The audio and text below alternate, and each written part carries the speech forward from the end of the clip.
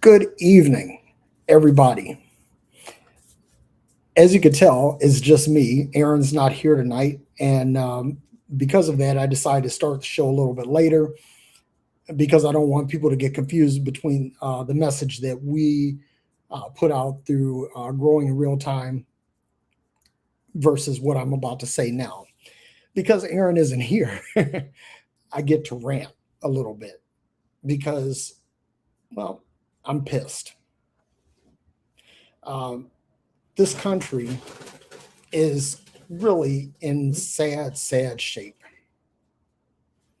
Uh, Division along racial and ideological lines seem to set the stage for everything that goes on in this country. Now, there's a lot of reasons why people say, this could happen and all of that. But in my line of work, which is in information systems. I'm a software engineer, and one of the big things that we do in troubleshooting is something called root cause analysis. Root cause analysis basically says this is why what happened, and what we can do to mitigate it happening again.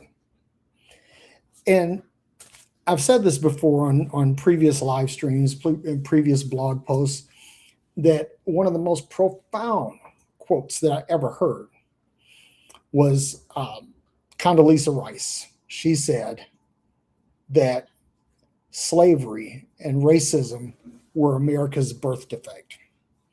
And this is critical to understand it in the context that she was saying it because, and I'm going to use myself as an example here because when I was born, I had a deformity, a club foot.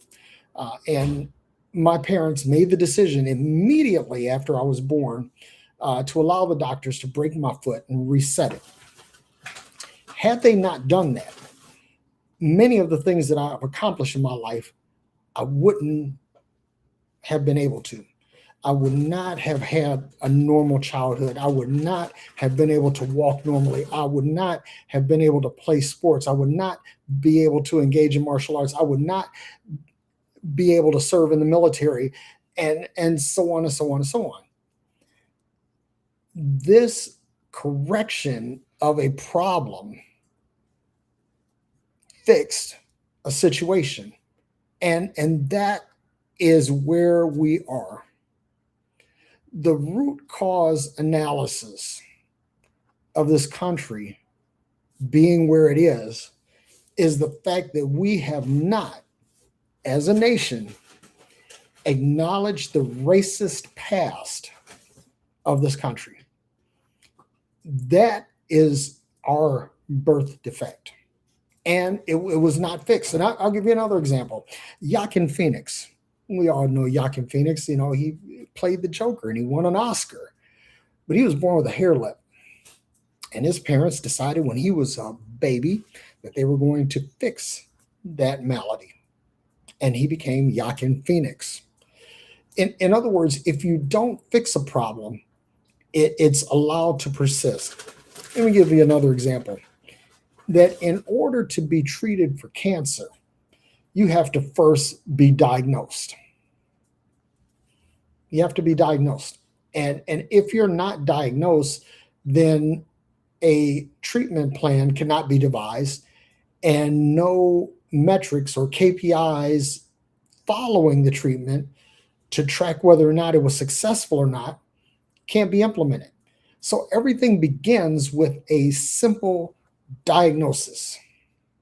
Begins with a diagnosis. And if you don't diagnose the problem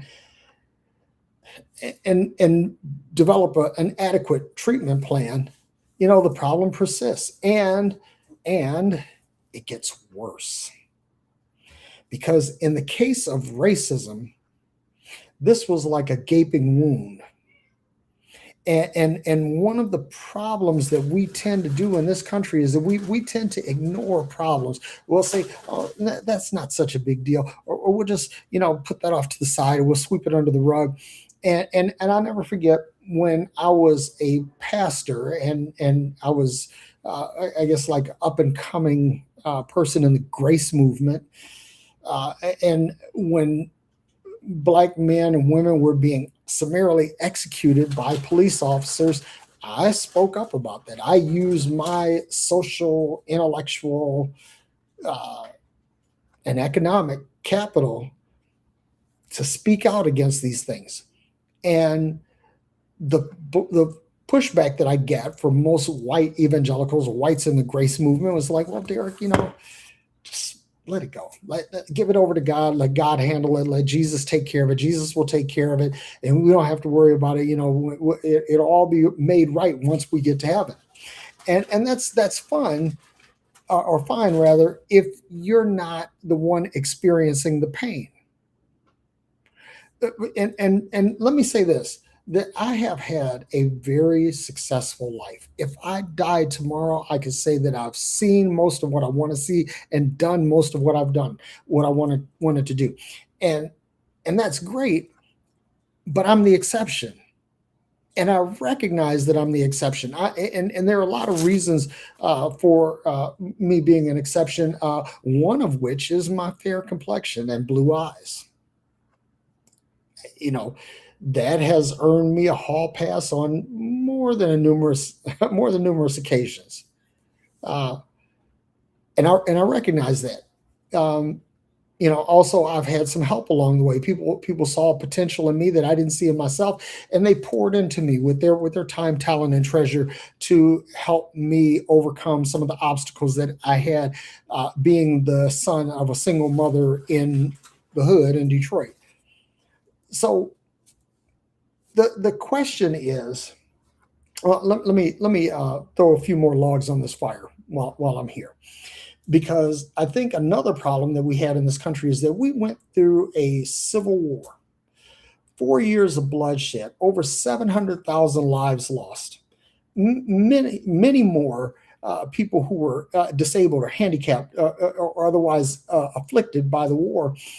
Uh, and this was ostensibly to restore the Union, which the Union was fractured because the Confederacy decided to splinter off. And you hear a lot of whitewashing of that history, saying, "Well, it was about states' rights." Yeah, it's about states' rights. It's about states' rights to own people. That's really what it is. And to paint it as anything else is absolutely ludicrous. But I digress. Um, I think that one of the problems with the Civil War is that after the Civil War, we did not do an adequate job of punishing the Confederacy. See, the thing is that we hear a lot of talk about treason and sedition nowadays, and you'll hear people say, "Oh, well, if someone is being treasonous or seditionist, that they should be executed," and that is the remedy provided by the legal code of the United States. That if you are found to be in treason or sedition, you're to be put to death. Now, let me say this: I don't celebrate anybody dying. I don't. I do think the world is better when some people assume room temperature. That's me, but I don't celebrate. I don't. And the thing is that I just, well, anyway. Let me change gears here real quick, because I want to deal with this Civil War thing for a minute, and this is really super critical, because if the Confederacy were punished, like let's say how the Germans were punished by the Treaty of Versailles after World War I, or after the Nuremberg trials after World War II, the Germans did some really fucked up things. And as a result, they had to pay reparations to the victims of the Holocaust. They had to pay reparations to the French and to others whose lives and livelihoods that they upset. And the Allies were really big on showing the German people the atrocities that the German nation had committed. There were lampshades, and I'm not kidding, look this up. There were lampshades that were made of human skin. There were desk ornaments that were made with human bones, and the German people were forced to look at this. Now, I don't know about you, but if you show me an homage to the dead uh, with artifacts of the deceased, I mean, when I'm not saying artifacts like personal effects, I'm talking about artifacts. I'm talking about pieces of human being that were being used as decoration. That would make me a little weak in the knees. I'll just be completely honest. I have a pretty strong constitution and a pretty high tolerance for things, but that's one of those things that would just absolutely chap my hide. And I don't know how I would deal with that. But Germany was forced to deal with the atrocities they committed. The Japanese, after World War II, were forced to deal with the atrocities that they committed against the Koreans and the Chinese. If you don't face what you've done, one of the things that I was really big on when I was raising my sons is that if you do something, own your shit, own it. And when you own it, you take responsibility for it, and you figure out how to move on from there. But if you don't own your shit, you kick it back to somebody else. And one of the big problems of this country is we get into victim blaming instead of actually dealing with the root cause. And that's a really big problem, because this is one of the ways that we're able to keep this country, or how this country is kept divided, is that poor and lower middle class whites are being taught that it's the black people coming for your jobs, it's the immigrants coming for your benefits, and none of that is true. But if you get people to believe that that's true and to put their trust in their whiteness rather than their Americanness, you get what Lyndon Johnson said, that if you take the lowest white man and successfully convince him that he's better than the best black man, that you'll be able to pick his pockets and he'll thank you for it. Now, that's kind of where it is. That's how division is fostered and promulgated and prosecuted in this country. It just keeps on going because we don't come up with a solution to the problem. Now, let me say this for the record, that there is no way that we can fire up the Wayback Machine a la Peabody and Sherman and go back in time and try to remediate some of these problems. You can't do that.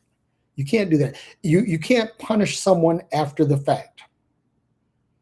It's like if your kid does something when they were 10 years old and they're 19 years old and you try to punish them for that, that is unjust and unfair punishment. So we can't go back to the states that were involved in the Confederacy now and say, okay, we're gonna put some restrictions on you. The time for that was after the Civil War was over, but while we had the means, we didn't have the will. And unfortunately, a lot of the Confederate leadership, Alexander Stephens, the vice president of the Confederacy, went on to become a member of the House of Representatives. That shouldn't have been. A lot of Confederate generals and high-ranking officials, government officials, they went on to have prosperous lives. They got their property back, and they were able to live their lives out. Whereas, and let me say this too, that a lot of slaveholders were compensated for their loss of slaves. But we get our draws in a bunch because whenever we talk about reparations, and let me say this, while I think cash reparations would be a good thing, I'm also not completely in favor of it, because I think that having money without having a knowledge of how money works or how to use money, I think would do more harm than good. And I think that the position of the people who uh, are not receiving reparations, that they would actually benefit from that. And so I have some issues with that, I may talk about reparations at another time. But I want to say this: there are two things that we can do right now. Two things that we can do right now that will go a long way toward leveling the playing field. Number one is universal health care. When you compare black and white credit scores, black credit scores tend to be lower, not because they're deadbeats, but because they have more medical debt. And they have more medical debt because they are more likely to be uninsured or underinsured than their white counterparts. And as a result, an emergency room visit gets to be a near fatal financial issue. Even if you survive whatever it is that you had to go to the ER for, it's like now you got to pay. And if you don't have the means to pay, there you go. So, universal health care, I think that should be across the board. I think that everybody uh, should have access to universal health care. And before you say, well, we can't do that, yeah, we can. Uh, Number one, we can stop being the world's policeman. We can stop a lot of foreign aid. Uh, there are some things that we can do more efficiently in this country in terms of governance, and we could find those efficiencies and find a way to pay for these things.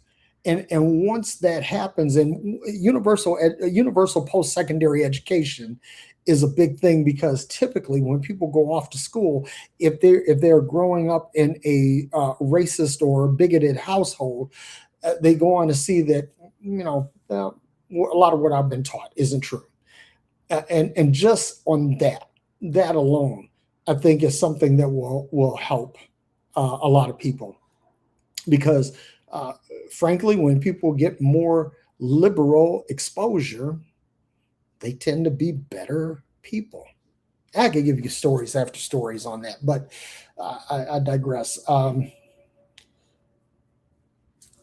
If we do these two things, and there's a third one that I think is a bit more controversial, and I haven't, to be honest, really thought this one all the way out, um, because you have to apply critical thinking even to your own thoughts. It's funny that some people think that critical thought or critical thinking only applies to what you consume from others, but you need to apply critical thinking to your own thoughts as well, to make sure that they make sense, and that they come to a logical or reasonable end.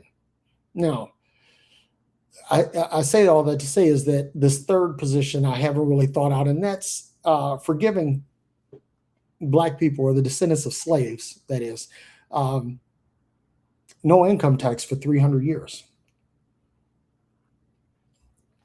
Now, I know that some of you are thinking, well, that would just be horrible. And my bonus son and I, we were having this discussion before I started, and he said, that could actually exacerbate the problem. And mind you, that if we do universal health care, if we do universal post-secondary education, and if we do a tax abatement, uh, all of these are going to have pushback. All of them are they're going to pour fuel on the fire, at least initially. At least initially. But ultimately, a lot of things will come to reckoning. A lot of things that hadn't been dealt with, because what our country really specializes in is sweeping things under the rug, or selective outrage. So the selective outrage is this: that Forget y'all just need to forget about slavery. It happened almost 200 years ago. Let's get over it and move on. That's great, but we remember the events of the Civil War. We remember the battles of the Civil War. We remember San Juan Hill and the Spanish American War, and we remember the Alamo, and we remember Pearl Harbor, and we remember 9/11. All of these things we're called to remember all of these things, but we're supposed to forget about slavery. We remember what we choose to remember and sweep under the rug that which we don't remember or we don't want to remember. And that's a problem. That is a national problem. Now, speaking of the problem, let me say this, because this is not going to be a very popular position, but it's true, that what's going on in this country in terms of racial and ideological division, that these are not Black problems. Black folks didn't create this. White people did. And before you say, well, Black people commit crimes, all that, we could get into FBI statistics and show that the preponderance of violent crimes or crimes of any kind are committed more by white folks than Black folks.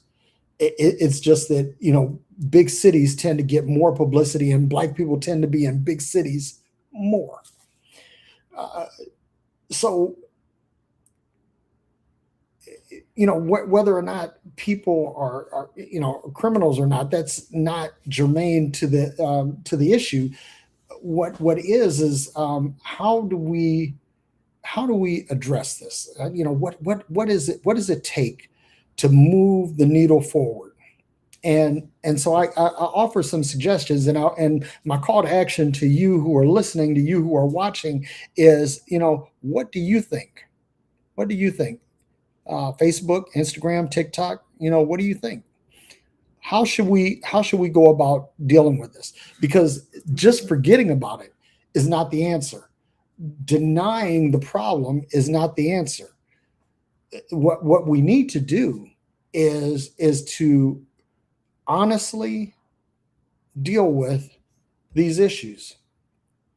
Now, I have one more thought, and this is another one that's not really fleshed out, but I'm going to put it out there because you have to speak things that are not as though they were. It's whole law of manifestation. How about if we did the same sort of land grants that we did for Scandinavian people that came over here and allowed Black folks to take possession of land? We have tons. We have millions of acres of public land that could easily be distributed to the descendants of slaves.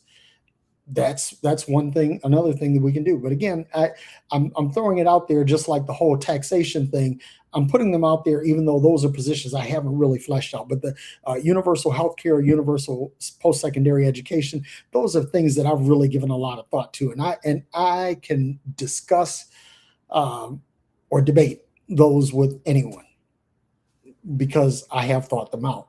The other things are just my hypotheses, but the universal health care and universal post-secondary education, those I would say come as close to robust theories as I actually possess. And here's the other thing too, that when we look at this, whether it be cash reparations, whether it be universal health care, whether it be universal post-secondary education, whether it be tax abatement or land grants, the first thing that we have to understand is that these are not punitive measures. They're remedial. In other words, people think, well, I don't need to be punished for what my ancestors did, or I didn't ever have slaves. Yeah, something. A lot of you, and I have a lot of really good white friends, and I love them, and I think they love me too. And one of the things that about me is that I defend my allies voraciously. I mean, vociferously. But People say, well, I didn't participate in that. I didn't own any slaves. I didn't, but you benefited from it. You benefited from the fact that Black people were deliberately held back. And whether you want to accept that or not, that's something that I leave to your conscience. But the reality is that millions of white people, particularly white immigrants, benefited from the fact that they were able to come over to this country and to do things that Black people could not. So when I talk about things, these are remedial things. So I'm going to take a look at one of these comments here, because Ray Vaughn just said, I support cash repayment, reparations, as well as universal health care. Much of Black wealth in this country was stolen and needs to be restored. Ray, listen, I'm with you. I'm tracking with you. The only problem is that unfortunately, a lot of us in the Black community don't really have adequate financial education. And so if you put some lump sum windfall in their hands, a lot of people are going to get screwed. And then their lot will be worse than when it began. Now, I would say that maybe you do something where, you have 50 years of financial education, and then the payments begin to be dispersed, because then you just say, okay, now we kind of have an understanding of how this works. We can formulate a plan and figure out how to leverage this wealth. And this is the other thing too, is that this country has systemically destroyed thriving Black communities. I think about Black Bottom in my hometown of Detroit. I think about Greenwood in Tulsa. I think about I think it's Rosewood in Florida, and I can't remember the name of the town that was that was flooded in Georgia, but it's a lake over what was once a thriving Black community. And of course, Seneca Village in New York City, which was taken to create Central Park. So this country, we have a history of decimating and destroying thriving Black communities. And I was watching a documentary, it was earlier this week, and one of the gentlemen in the documentary was saying that a dollar stayed in the Black Wall Street area, in the Greenwood area of Tulsa, 5 to 6 years. Now, let me give you this some context, because we talk about how many times a dollar circulates in different communities, and in Asian communities, particularly Korean and Vietnamese, a dollar will stay in their community like 10 times before it leaves. Hispanics are like 6 or 7 before it leaves. Whites are like 4 to 5 before it leaves. Black folks, a dollar doesn't make it through our community once. I think it's like 0.6 something. It's ridiculous that we have no wealth that gets recirculated among each other. And that is a prescription for economic demise. So again, what do we do? What do we do? First of all, I again, talking with my bonus son earlier, I did a thought experiment a few years ago, back when I was preaching, and this thought experiment went like this. I was talking about Black Lives Matter, and I was talking about the senseless execution of Black people by police. I was talking about how we are singled out, and we are chosen for execution far more than any group. Okay. And I used to speak out about that. And every time I would do that, my white counterparts, my white preacher friends, they would say, well, Derrick, let's just give it over to God. Let's give it over to Jesus. Let's put it up in prayer, and everything is going to be okay. When we all get to heaven, everything is going to be fine, and I would bite my tongue and stay silent until the next execution. And it just kept on coming and coming and coming. And And I just got to the point. I said, "Look, I can't be silent about this. I can't."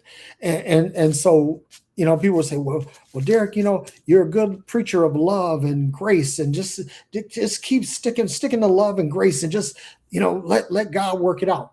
So, my thought experiment was this: that I put out a post on social media, on Facebook, or on Instagram, that basically used the word "fuck." And I call the word fuck the Mac Daddy of cuss words. And the reason I call it that is because everybody knows what that means. That's the only unambiguous cuss word. Well, besides motherfucker, but that's like kind of a variation.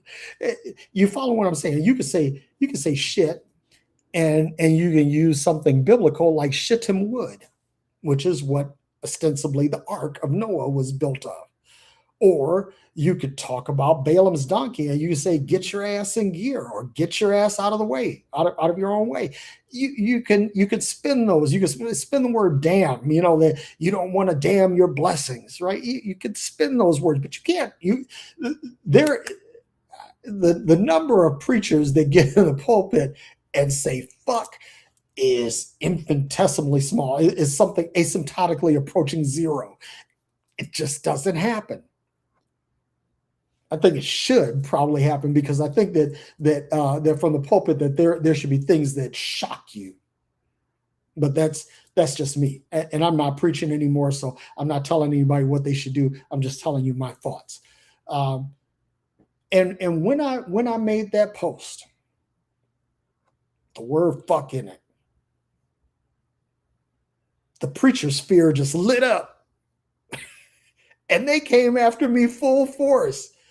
"Derrick, I can't believe that a bishop in the Lord's church, that a man of God, that someone who has preached love and grace, that would actually say something so horrific and insulting."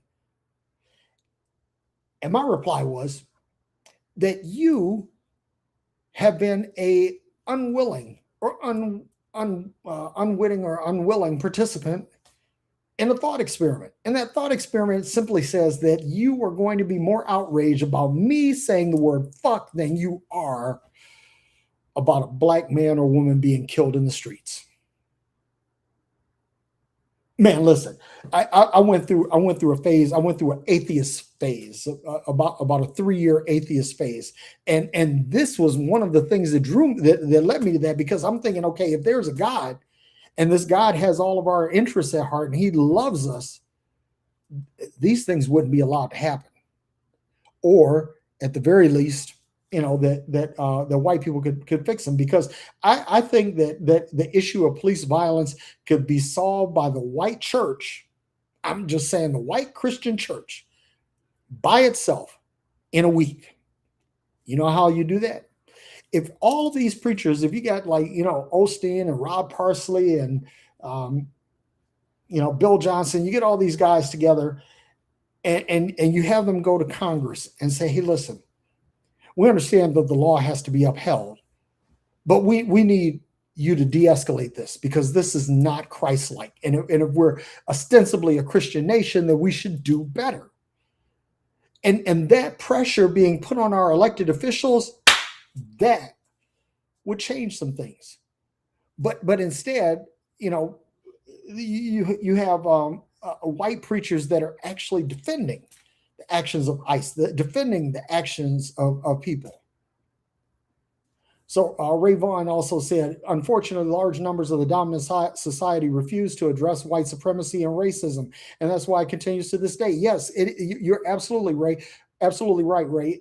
The problem is that we never dealt with the birth effect of racism, and we didn't go far enough in punishing the Confederacy. If we hung some of those people that had committed treachery against the United States, that would have gone a long way toward explaining to people that this is no longer the way we're doing business. And that's a problem. When like when your children do things, they do things wrong. As a parent, you have to address these things.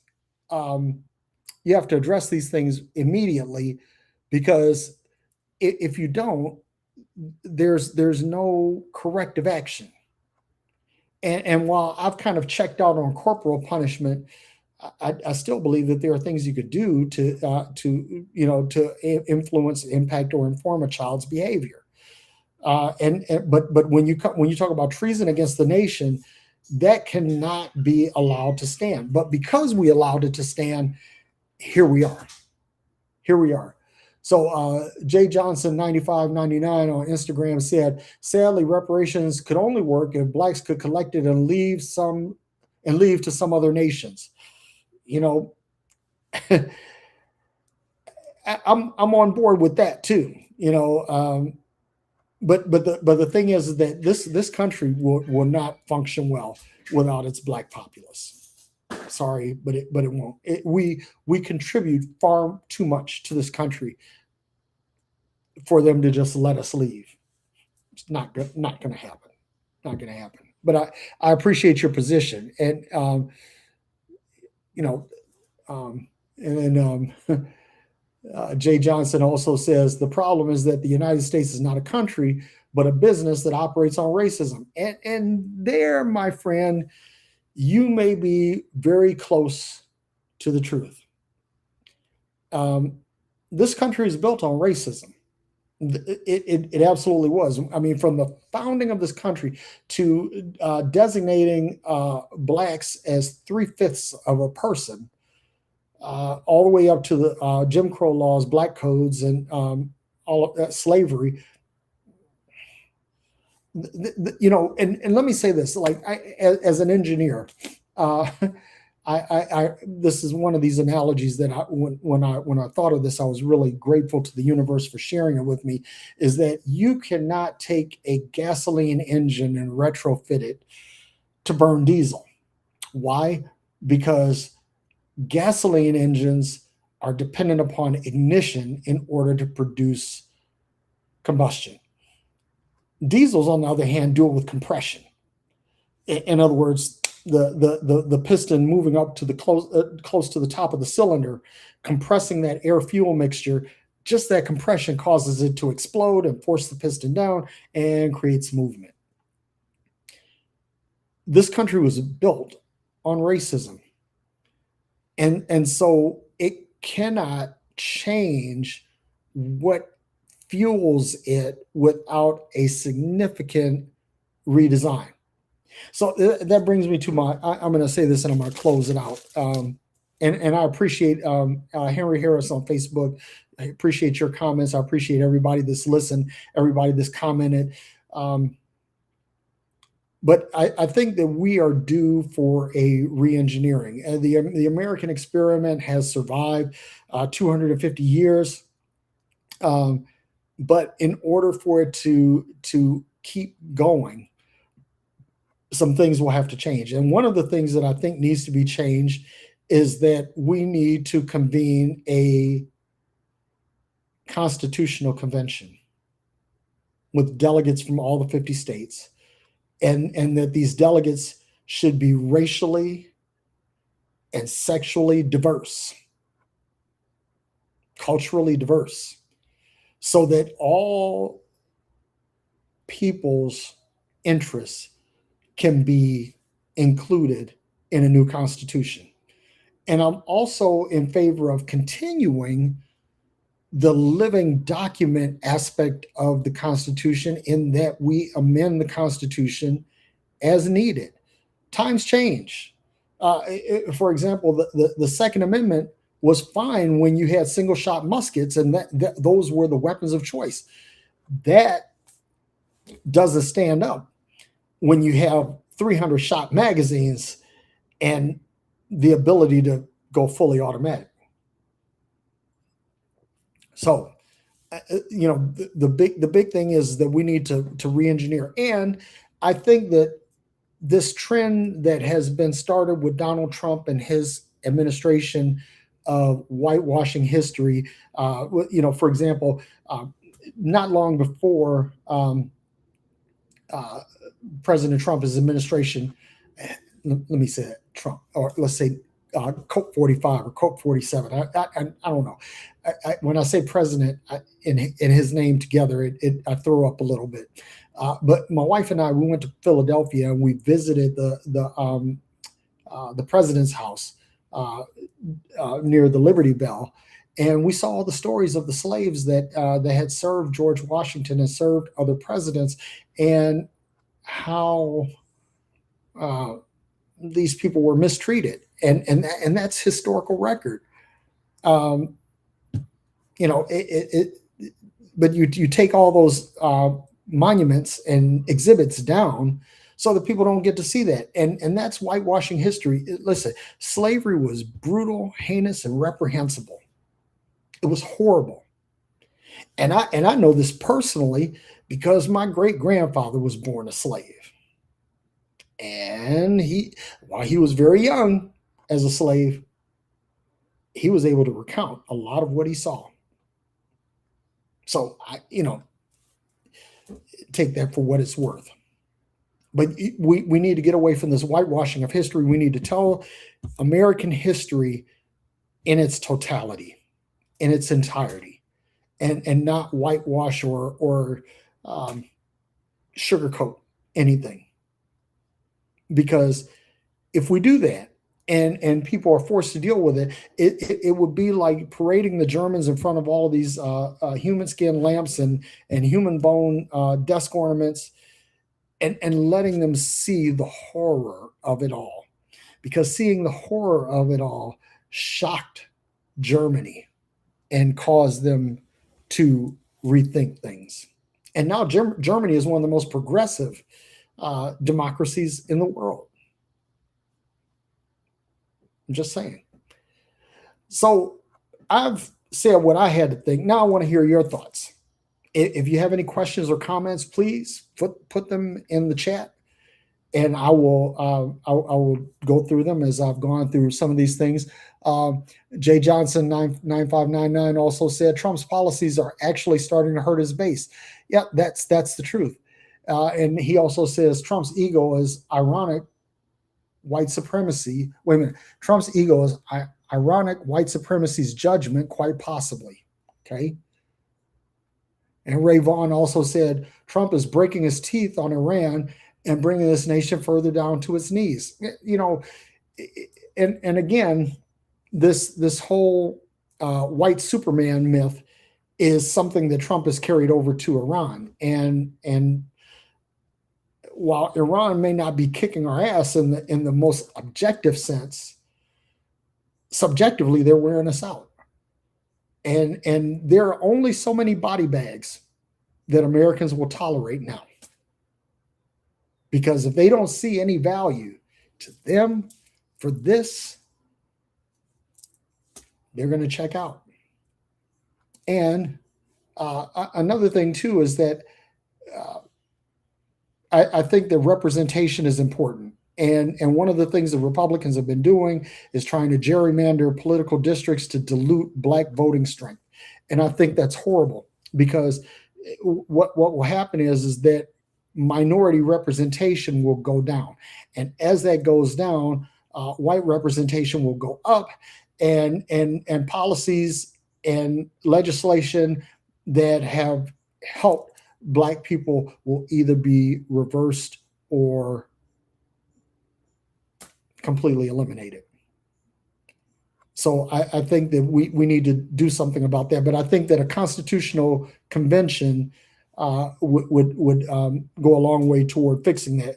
And we should encourage the states to do likewise, to convene a state constitutional convention, and cities, they should have a charter convention, and everybody should figure out, how do we make this whole thing work for everybody? And that, my friends, is the long and short of how we undo racism in this country. Because listen, logical arguments will never do it. Marches, protests will not do it. But boycotts even will not do it. None of these things will do it. It's going to take a willingness to re-engineer the American experiment. And if we don't have the will to do that, then I don't know, give it 20 years, 30 tops, and this country will be done. I mean, the timer will pop up out of it like a butterball turkey. Yep. So that's what I have to say. And Jay Johnson 95.99 says Iran is not quite shock and awe. Yeah, Iraq wasn't exactly shock and awe either. You know, we were made to believe that it was, but I'm here to tell you, as a veteran, no, it didn't. But that's what I have, and I certainly hope that that I said something to you and shared something with you that will make you think. Because, and let me say this, and let me make this abundantly clear. I'm not trying to make you think like I think. Whether you think like me or not, I really don't give a fuck. However, I do deeply care that you think. And if you're going through this whole thing on autopilot, thinking that it's just going to all fix itself and kumbaya in the sweet by and by, brother, sister, you got another thing coming. That shit ain't happening. So that is what I have for you. I hope.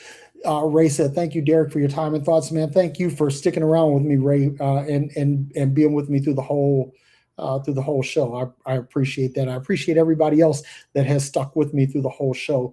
And so we're live on Facebook, YouTube, Instagram, and TikTok right now.